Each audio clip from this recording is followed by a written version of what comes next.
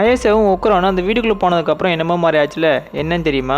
இது டேனடனோட season 2 episode 2. யாரெல்லாம் வீட்டுக்குள்ளே போய் மறைஞ்சிக்கிறாங்களோ அவங்கள அழிக்கிறதுக்காக அந்த மண்புழு சைக்கிக் வேவ்ஸ் வந்து வெளிப்படுத்தும். அதனால பாதிக்கப்பட்டு தான் ஐஎஸ்ஏவும் உக்ரானும் அதை போல நடந்துக்கிட்டாங்க. ஜிஜி அவங்கள காப்பாற்றுறதுக்காக இங்கேயும் எங்கேயுமே கூட்டிகிட்டு சுத்த எதில் வந்து ஒரு உருவம் நிற்கிது, த ஈவில் ஐ.